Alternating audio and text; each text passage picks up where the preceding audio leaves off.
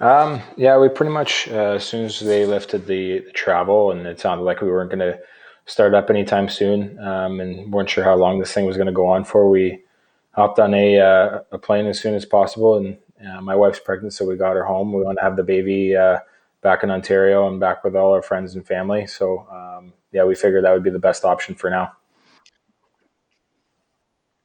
Yeah,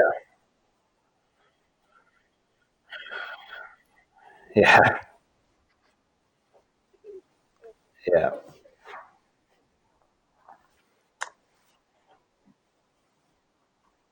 Yeah, it's not nothing too crazy. Just kind of try to sleep in as long as I can, for pretty much until this baby gets here, because I know I'm going to lose some sleep there.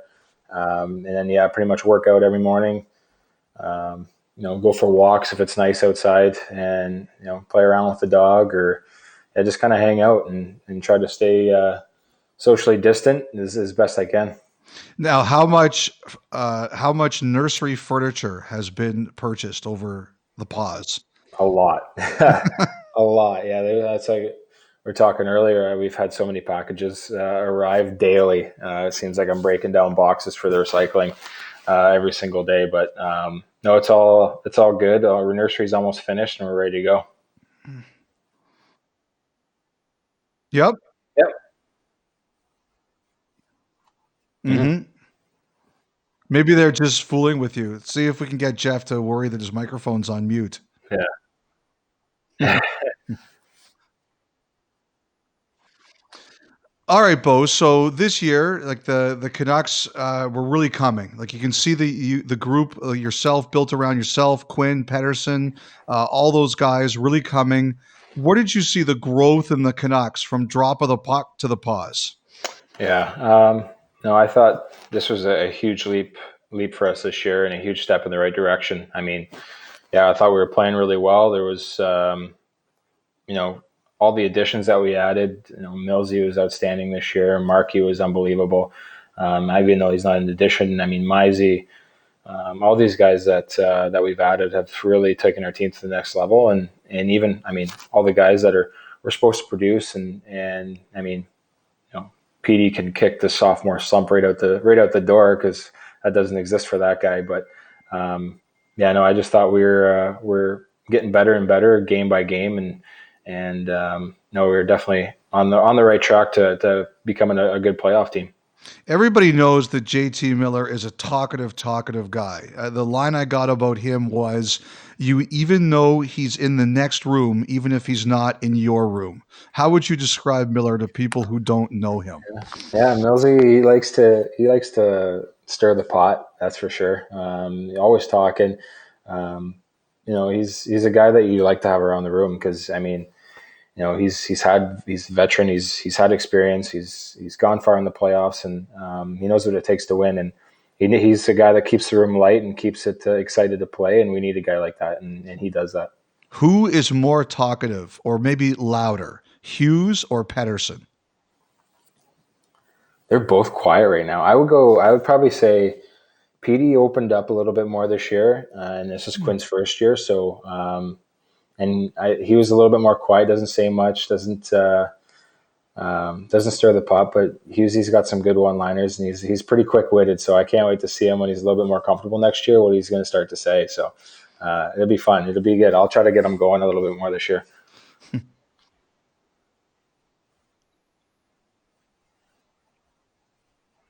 Most.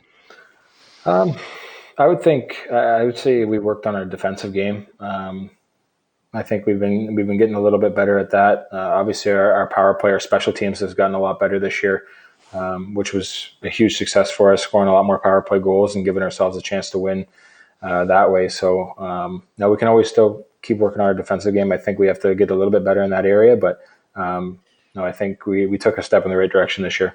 Quick question from our YouTube channel from Oliver Phillip. Bo, good luck answering this one. Who's the nicer Sedin?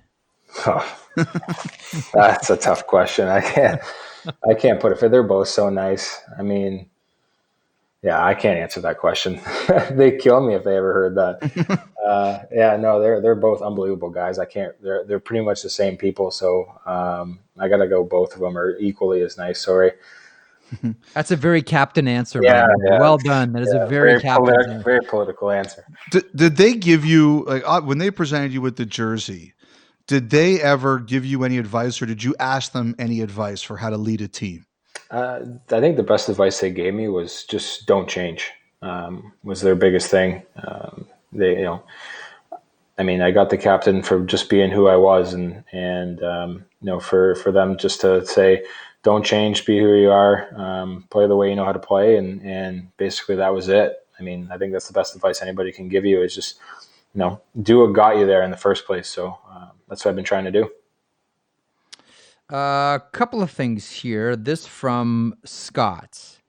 With it being the 50th season, a lot of the alumni around, who's the one former Canuck that Bo enjoyed meeting? You must have, you've met so many of them going back to Orland Kurtenbach. Who are a couple of names that stand out for you? Oh, well, Trevor was around for a lot of my first 4 years, so I got to meet him quite a bit. And Lou, just playing against him. I think the biggest moment was when he had that all the captains photos at the beginning of the year. Yeah. So we had all the captains from each era, and I thought meeting Naslund was pretty cool. I've never met him before, and that was my first time meeting him. And to meet him, he lived up to what everybody talked about. Just super nice, polite, very professional, and did so many great things for the organization. And it was pretty cool meeting that guy. All right, this one, go back to your junior hockey days. From Dale Hunter's helmet, who's more likely to have a Twitter burner account, Mark or Dale Hunter? Good question. I gotta go Mark. He likes to do some digging, and I think Dale's just kind of go with the flow type of guy, and Mark, he's the best guy to talk hockey with because he knows everything about every player, about their past, their present, he's so hockey. He's just really smart about the game and about players, and I think that's the type of guy that would do some digging on guys and find out some dirt or anything like that. So I'd have to go with Mark. Great answer. Freach? Do you keep in touch with those guys at all? Do you text them much? Well, yeah, I mean, I'm here in London. They're all right. They're all here in London, so I see them every single summer. The pro guys usually skate before Knights camp all the time, and so they're always around the rink in the summertime. So I always chat with them on prospects and different guys they think are great, and even they say they watch all my games, pretty much every single guy that has went through that organization. They're constantly watching hockey and picking apart games and giving you your feedback and stuff like that. So it's great. That's what I'm curious about. Like, what would Mark or Dale send to you in a text or anything like that about a game? Like when you check your phone after a game, you got a text from one of them. What does it say? No, I don't know. They don't text me at all during the season, but in the summer times, they usually don't talk about my game personally. They'll talk about other guys' games and what they think and how they see it. And it'd be just how this guy does this certain thing really well, and how this guy's going to be a great player if it's a prospect and stuff like that. So they're always talking about different players, which it's cool to hear because you always like listening. That's a really a tight group, the London Knights. Like once you're a London Knight, like that's it. You don't just graduate and then you're forgotten. Someone like Ryan Robinson is watching this right now. I know he was a big supporter of yours when you played. When you started playing with London, and a couple of Memorial Cups are one you guys hosted as well. When you started playing, who are some of the ex-London Knights, like some of the veteran guys, the older guys, the NHL guys that you remember showing up at the rink? The 1 year, I think it was like Rob Shrimp, Dave Bolin, Corey Perry, Danny Savret. The 2005 team. The 2005 team that was just a dynasty that didn't lose a game. Mm-hmm. That team. That's who I grew up watching. So those guys, like for me as a London kid growing up, that's all I used to go to was the London Night games. That's all I wanted to do was play for the London Knights and play in the OHL. So having those guys around, I thought was just the coolest thing ever because they were like my favorite players growing up. So they would always be around during playoff time if they got knocked out of the playoffs or anything like that. And still guys come back all the time to this day. Guys from my old team, different teams from the past too. So it's pretty cool to see. Everybody always seems to want to come back to London, which is it speaks a lot about what the Hunters have done here. What's the longest Dale ever let you have a shift? Ah, God.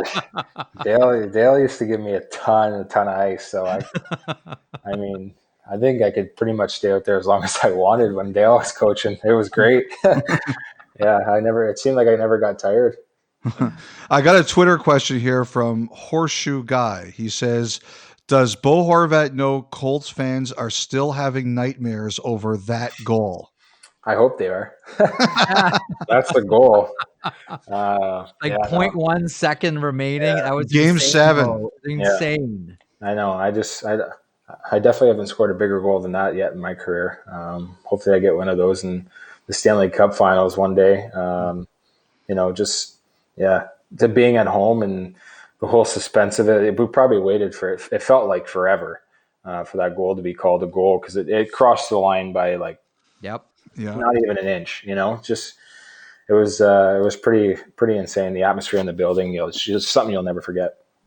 From HJ Winner, do you think Quinn Hughes deserves the Calder, or just a general thought on Quinn Hughes for that matter? I dare you to say no. No, he's got my full support. He's my front runner for the Calder, of hands down. I mean, I get to watch him every single night, so it's easy for me to say. But I mean, just from what he's done this year, for how big he is and how many points he put up, he goes against the top guys every single night because he plays with Tanev. He's going against their top lines every single night. Top unit power play. He's just.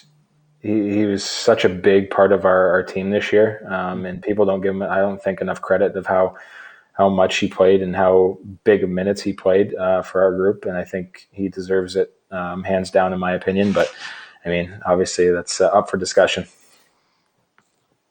Jeff, were you going to vote for him? Quinn Hughes, yes. And you know what? Mainly because of the supporting cast, and no offense to the Vancouver Canucks, but what Cale Makar, who he was playing with on a consistent basis, I think that what Quinn Hughes was able to do with the Vancouver Canucks to me is more impressive than what I saw from Cale Makar. Plus, he's more of a driver than Cale Makar is for the Vancouver Canucks. So on my ballot, I go Quinn Hughes 1, I go Cale Makar 2, and number 3 still is jump ball in my mind. How about you, Freach? Hughes was my guy, and also he stayed healthy, right? And Makar missed games. And I think it's hard for rookies to stay healthy in the NHL. Yeah, sorry. I think it's just a testament to how small he is and how he was able to stay healthy through pretty much the entire year, and how he can escape guys on the forecheck, and I just think it adds to how good he is. Do you think much, Bo, about playoff formats or what's going to happen, whether everybody gets back together in one building for 7 teams or anything like that? I think regardless of what happens, it's going to be strange. It's going to be pretty unorthodox, and whatever happens, I mean, of course, you want to be playing, you want to, be on the ice and be in the playoff race. But I mean, right now, it's just about staying healthy and keeping your family healthy, and all that's going to take care of itself. But I mean, the league's working hard, and hopefully things clear up and bans get lifted and all that kind of stuff. So, sooner than later, that's for sure. This one from Rashawn, who has the best taste in music? And this one from Jeff Merrick, who has the worst? The best taste in music on the team? Yeah. Yes. Whew. I would say, I don't know, JT Miller actually runs our stereo, and I always like the stuff he puts on. He likes like 90s, some 80s rock, which is I like a lot too. He likes country. I'm not into I like some of the hip hop and stuff like that, but for me, the old school tunes are the best for me. You're an old soul, Bo, like Yeah, us. yeah, exactly. Yeah, 25 going on 45. Let me ask you about Tanner Pearson. I mean, that was a real nice. I know the injury to Josh Levo was a drag because that was a real nice line. But you found some real chemistry with Tanner Pearson this year. Yeah, no, I mean, Tanner's awesome to play with. We pretty much have similar games. He's big, heavy, and likes to play a direct game, and he's really good defensively, so that helps me out a ton. And we get all the tough matchups at home all the time, so to have a guy that you trust and rely on too, it makes my game a lot easier and helps me out for sure. What's the one matchup that you really look forward to? McDavid. Oh, love it. Yeah, I guess the best. It sucks, obviously, but I mean, you get up for those games, and I think it just brings the best out in me too. Love playing Boston. Don't know what it is. Love playing Chicago. The Leafs. Love playing the Leafs. Yeah, like LA. I mean, every team has a superstar that you're gonna have to go up against at home, and I think that's what brings the best out in me when I play against the top players in the world, because you want to do whatever you can to shut those guys down. I remember, Bo, when Derek Dorsett was still with the Canucks before he had to stop. There was one night that he was going to have to play against McDavid, and he said that Travis Green riled him up. He said he challenged him. You're getting McDavid tonight. Like, what are you going to do about it? Are you going to match up to this? Yeah. Is he like that with you? Does he say, "Oh, you've got McDavid tonight"? Yeah, pretty much. I mean, like, he doesn't really tell me. I think it's just more of an assumption on my end. I think when I really know what's on is when I'm standing at the blue line for the national anthem and I look across the ice, and that's kind of when I know that, okay, it's on. Like, this is who I'm playing against tonight, and this is the matchup's going to be. And I think that's what gets me going the most. But yeah, like sometimes he'll say, like, you guys do a job tonight, and yeah, that means it's on too. So you got to be ready to go. You got to be ready to go no matter what. I just want to ask one more question about Travis. Like, I love watching him during games because he never smiles. He always looks miserable on the bench. What's he like behind the scenes? Pretty much the same way. No, I mean, game days, he's a lot more different than practice days. Like, practice, he's joking around, but he also means business. He wants to win, and like any coach does. And he does keep it light at times, but when it's time to put a game face on, then he does. I don't know. Like, he does. He throws a couple of jokes here and there during games behind the bench and starts laughing, and he must be in a good mood or something like that. But he's just so passionate. He wants to win, and I think that's all you can ask from a coach. From someone appropriately named, Brendan Cook. Bo, what's your favorite meal on the road? I'm always chicken, rice, and I start off with a salad and then chicken and rice. I'm pretty simple. Guy. What a hockey egg. You've probably been doing that since you were, 13 or 14? Yeah, I mean, it's just basically either chicken and rice or chicken and pasta, one of the two, with some meat sauce. Are you doing any cooking or barbecuing at home during all this? My wife does all the cooking. I don't do anything. I maybe help prep the table and prep the meals, but other than that, I'm the sous chef, I guess you could say. That's about it. Here's an interesting one. I think we're all looking forward to this. From Shiv Desai, thoughts on what a Vancouver-Seattle rivalry would be like? Seattle's becoming a really important team here with all this situation. Yeah, I think it's going to be interesting. I think it's going to be really good. I mean, I think a lot of people from Seattle that come and watch our games are going to become Seattle fans, which is, we're going to lose some people, and I think it's going to turn into a really heated battle really fast. It's a great sports city. They have great sports teams, and they have a really passionate fan base, and I think it's going to be, and so do we. I mean, our Canuck fans are my opinion, the best in the world, and it's going to be interesting to see how that rivalry turns out. I'm preferential to Sasquatch for the name of the Seattle franchise. It's a great name. Friedman wants Kraken, like, seriously. Bo, do you have a preference what Vancouver calls themselves? And if so, what would that be? The right answer is Sasquatch, by the way, but go ahead. The Seattle team? I don't know. That's so hard. It's so hard naming a team. I mean, yeah, I don't mind. Sasquatch, man. You coming around? Sasquatch, yeah, sure. I'll go Sasquatch. The only thing he cares about Yep. Seattle is that it's followed by lost 5-2 to Vancouver last night. Yeah. That's the only thing he's worried about. We're getting so really quick for you. We're getting a lot of comments and questions about Tyler Toffoli. Yeah. What are your thoughts on Toffoli this year with your squad? Awesome. Yeah, no, he was unbelievable. First of all, he's a great guy and great guy to have around the room. Really positive, likes to have fun. And I mean, he's just a great player. I mean, as soon as he got in our lineup, he produced, he scored, he kind of did it all for us. And, you can't ask for a better addition to our team. And I think he just took our team to the next level. He can fit in on any single line, and you need a guy like that. That's very versatile. Go ahead, Freach. Oh, I just got a text from Drew, who's producing. There's a viewer named Oren. He's turns 13 today. He says you're his favorite player. Can he get a shout out? Why not? Oren? Yes. Oren, happy birthday, buddy. Hopefully you're staying safe and you're having a great birthday in quarantine, and hopefully we can get back on the ice soon. So have a good day, bud. That's great. What was 13-year-old Bo Horvat like? Oh, just loving the game of hockey. I think is having fun. I mean, I was either playing hockey during the season, or during the winter, or hockey during the summer too. I mean, that's all I was doing was trying to pursue my dream and try to get better as best I could. And you had not an ice rink, but you had a reasonable facsimile of an NHL rink in your basement. It was painted like a hockey rink. My dad painted the floor and had all the lines and stuff like that. So, I was lucky to have all that in the basement. So I was pretty much down there every single day, either playing floor hockey or shooting pucks and working at my game. Well, your father, Tim, he's been around a bit, and you can tell he really loves watching you play. Since you've started, developed from a rookie into a veteran NHLer, do you hear more or less from him about the way you play? Believe it or not, more. He's obviously super passionate and super loves watching me play, but still try and tell me how to play the game.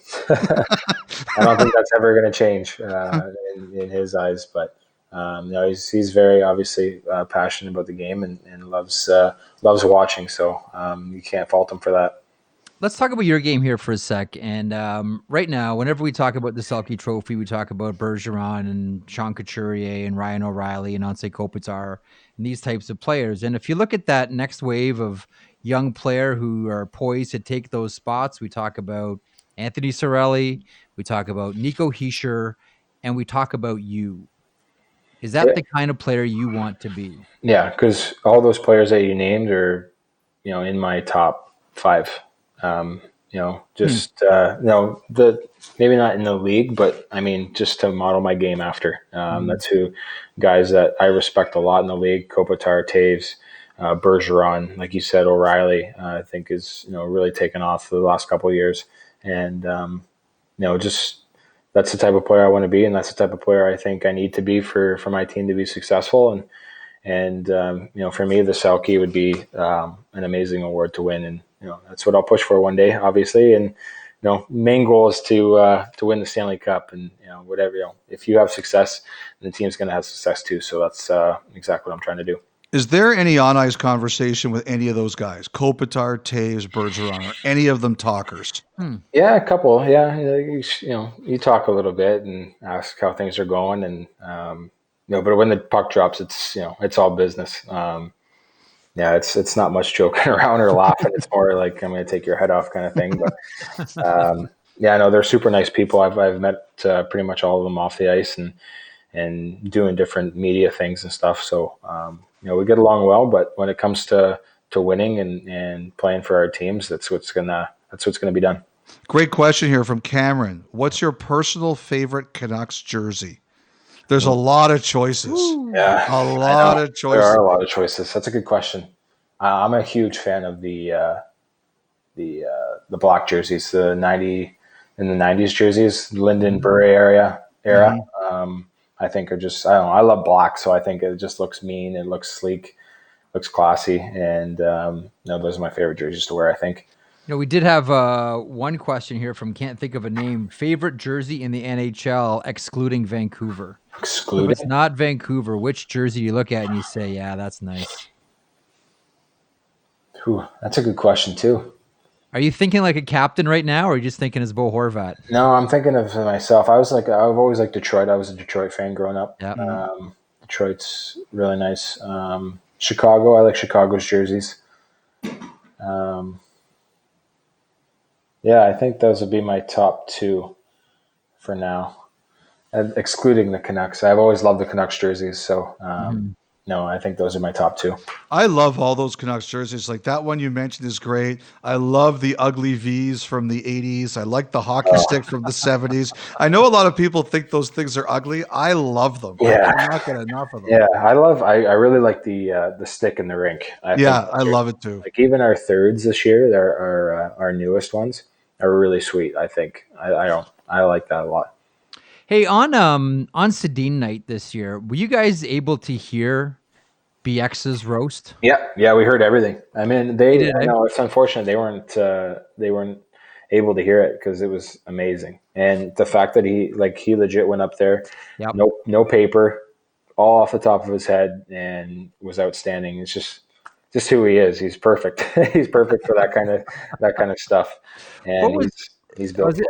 What was your main takeaway from that night? I mean, that was such a beautiful ceremony for, like we can't talk enough about the Sedins, but like, what was your takeaway at the end of that night and a really good game that followed too? Yeah, no, obviously happy we won, and just the impact of what they had on not only the players and their teammates and everybody in the organization, but the fans. Like the fans were crazy. Even in their last game, to be a part of that was insane. Every time they touched the puck, every time they stepped on the ice, you just saw the energy in the building get higher. The fans were crazy.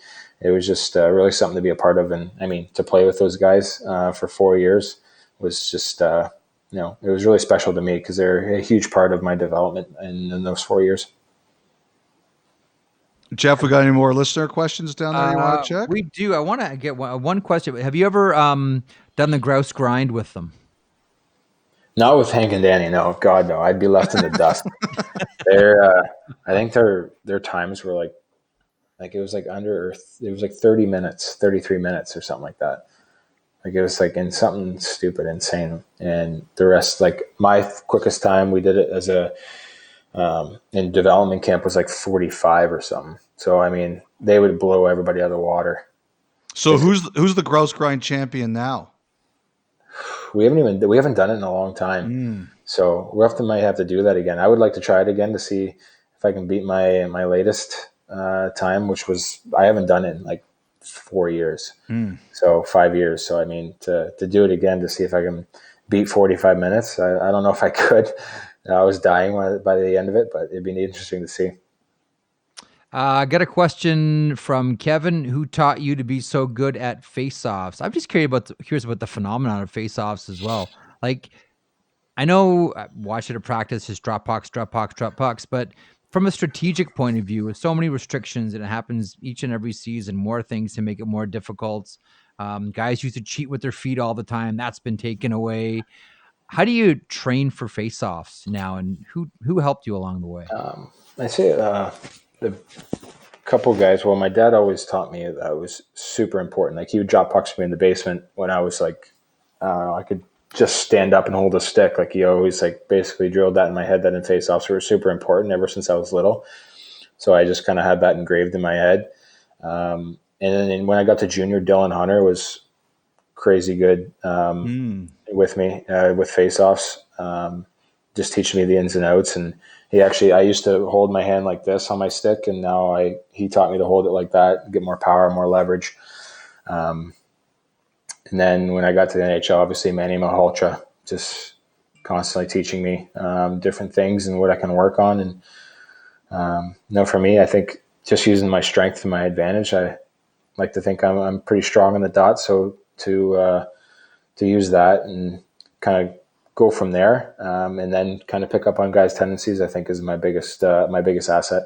If you were going to give a young player one bit of advice, like a minor hockey player, one bit of advice for face-offs, what would it be? I think it's just trying to get as low as you can and trying to get your center of gravity over the dot is, I think, the biggest thing. And to look at the ref's hand. A lot of people think you're looking at the ice for the puck to drop, but you're actually looking at the ref's hand and following the puck all the way down when he drops it and anticipating him dropping it. So hopefully that helped a little bit. And just try to muscle the guy. I have a question about the drops as well. We know that athletes have certain tendencies. Everybody has certain tendencies in their business. Do you notice that certain linesmen have different drops than others? Yeah. Oh yeah, for sure. I mean, it's like anything, right? Some linesmen get super low and give you a great visual of when he's going to drop the puck. Some linesmen stand straight up. But most of them are pretty good at dropping it the same all the time. My biggest pet peeve would probably be if a linesman were to hold the puck here and then go like completely up and do that, because it completely screws you up when you're trying to go for the puck. But they're usually pretty good at just snapping it down. So we'll conclude with one total cheap shot an opponent. Who's the biggest cheater in the National Hockey League that you play against? Oh God, that's a tough question for me to answer. I don't want to stir the pot right now. You guys are trying to get me to stir the pot. I don't know. That's our bearded insider right there, Elliotte Friedman, Bo. I don't know. There's a couple guys. Like, are you talking about faceoffs or just in general? You could go with either one. I'm not going to put any limitations on this question. The biggest pain in the butt to go against was Ryan Kessler. I think, like, if you lost a draw, if you won a draw against him, like the back of your legs were bruised. He would cross check you, slash you in the wrist, like it didn't matter. Actually, Jumbo is pretty. He's pretty sneaky, and like he'll slash you in the wrist or something like that too before he takes a draw. He seems to get away with a lot, which he deserves it because he's been in the league for a long time and he has so much respect, and I respect him like crazy. So I don't even say anything. I just kind of, okay, I lost him. Got a great answer out of you on that one. That's awesome. Listen, Bo, wish it was under different circumstances, obviously, but thanks for spending so much time with us today. Best of luck getting back on the ice. We all have our fingers crossed for you, for the Vancouver Canucks, and for you and your wife as well. Best of luck in July. Yeah, thank you very much. Appreciate it, guys. Thank you, Bo. There he is, captain of the Vancouver Canucks, Bo Horvat. And with that, we wrap up. Thanks for joining me and Elliotte on this edition of #Ask31. We're back on Tuesday. Have a great week.